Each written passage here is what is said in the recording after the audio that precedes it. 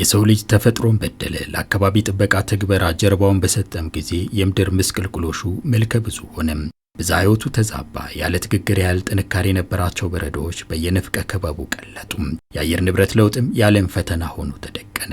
ከወዲያ ጎርፍ ከወዲህ ንዳድ የበረሃነት መስፋፋትና ተያይዝ ተጽዕኖዎች ምድር በሰው ልጅ የተቀበለችው መከራ ሆነም። ዓለም ለአሳሳቢው ቀውስ መፍትሄ ፍለጋ ዓመት እየቆጠረ ቢመጣም አንዳች ጡብ የሚያበረክት ተጨባጭ ለውጥም ሳያገኝ አሁንም የመፍትሄ እያለ ይመክራል። የኃያላኑ የበካይ ጋዝ ልቀት የኢንዱስትሪውም ወጋጅ ዳፋው ምንም ሚና በሌላቸው ሀገራትም ላይ ታይቷልና መፍትሄው ከጋራ ጉዞ ባለፈ ተናጥላዊ ቁርጠኝነት የሚጠይቅ አንገብጋቢ ጉዳይ መሆኑ እርግጥ ሆነም። ለዚህም ነው የመደመር መንግስት ከለውጥ ትግበራዎቹ መሳ ለመሳ ለዘርፉ ልዩ ትኩረት በመስጠት ለተጎዳው ስነ ምህዳር አስታዋሽ አጥተው ለነጠፉ ጅረቶች ተንከባካቢ መረቋቸው ለደረቁ ሐይቆች መዳን የሆነ ስራን ይከወነው።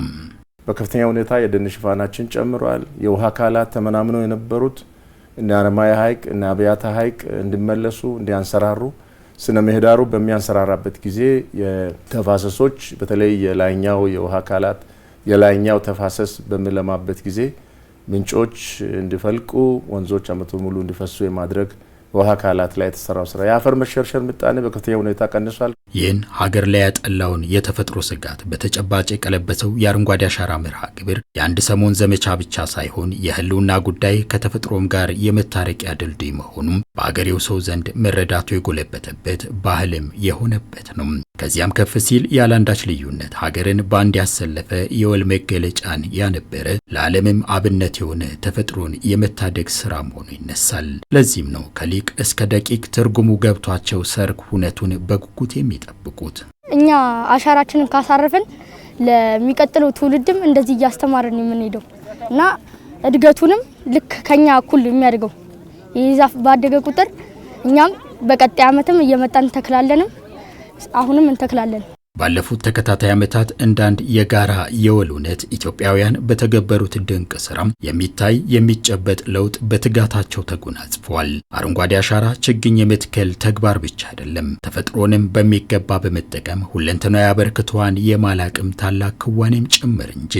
ምግብ ዋስትና ማረጋገጥ የሚችሉ ስርዓት ምግቡንም ደግሞ ማሻሻል የሚችሉ ገቢ ማስገኘት የሚችሉ እነ ፍራፍሬ ቡና ላይ በአርሶ አደሩ ግል ማሳ ላይ የሚተከሉ በርከት ያሉ ችግኞች ኢንፋክት ወደ 60% የሚሆኑት ዝላይ እንዲሆኑ ተደርጎ ፕሮግራሙ ተመርቷል። መርሃ ግብሩ በሳይንሳዊ ስነ ዘዴ በታላቅ ቁርጠኝነት ተመርቷል። የዚህ ድንቅ ትግበራ ውጤትም ከደጅ ከቀየው ከአገሪቱ ሁሉም ስፍራ በሚታይ ስኬት ታጅቧል። በመርሃ ግብሩ የሚተከሉ ችግኞች 60% ኢኮኖሚያዊ ጠቀሜታ ባላቸው፣ 35% ለተራቆቱ ስፍራዎች የሚስማሙ፣ 5% ደግሞ በከተሞችና በፓርኮች የሚተከሉ ሆነው እንደየስነ ምህዳሩ በሳይንስ የተበየኑ ናቸው።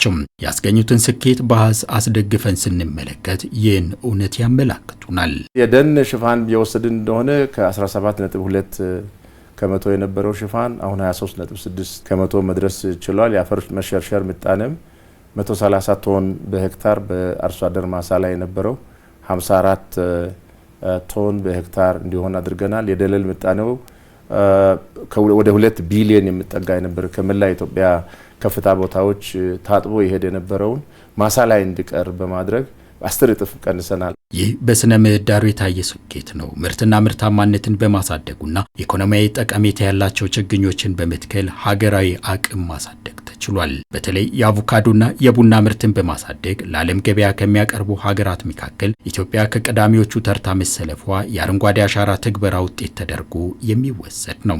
ይህም ታዲያ የምግብ ሉዓላዊነትን ከማረጋገጥ ባለፈ የውጭ ምንዛሬ ግኝትን በማሳደግ አይተኬ ሚናውን የተወጣ ሁለንተናዊ ስኬት ተደርጎም ይወሰዳል። ኢትዮጵያ አሁንም በዘንድሮ መርሃ ግብር ግብ ጥላ በቁርጠኝነት እየሰራች ነው። 8.5 ቢሊዮን ችግኞችን ለመትከል እቅድ ተጥሎ 127 ችግኝ ጣቢያዎች ችግኝ በማፍላት ነው የቆዩት። በአሁኑ ሰዓት እየተተከሉ ያሉ 8.6 ቢሊዮን ችግኞች ተዘጋጅተዋል። ቦታ መሬት መለየት አንዱ ዋና ስራ ነበረ። 1.8 ሚሊዮን ሄክታር ለዚህ ተከላ ለዘንድሮ ተከላ ተዘጋጅቶ እዛ ላይ ተከላ እየተካሄደ ይገኛል። ከዚህ ለተከላ ከተለየው ቦታ ምን ተከልን፣ መቼ ተከልን፣ ምን ያህል ሰው ተሳተፈ የሚለውን መቆጣጠር መከታተል እንድንችል የሚያስችል ካርታ ዝግጅት አድርገናል። ይህ እንዳለ ሆኖም ለዓለም አቀፍ ቀውስ ሀገራዊ መፍትሄ እየሰጠች የምትገኘው ኢትዮጵያ ከነገ በስቲያ በአንድ ጀንበር 800 ሚሊዮን ችግኝ ለመትከል ዝግጅቷን ጨርሳለች። ለዚህ ዓላማ 192000 ሄክታር መሬት ተለይቶ በዚህ ላይ ካርታ ተዘጋጅቷል። እነዚህ ቦታዎች ወደ 10900 በሚሆኑ ተፋሰሶች ላይ ተዘጋጅተዋል። ካርታ ተዘጋጅቶላቸው በእነዚህ ቦታዎች ላይ መረጃ የሚያቀብሉ ከቴሌ ጋራ የመረጃ ቅብብሎችና የሪፖርተር ፖርታል ተዘጋጅተዋል።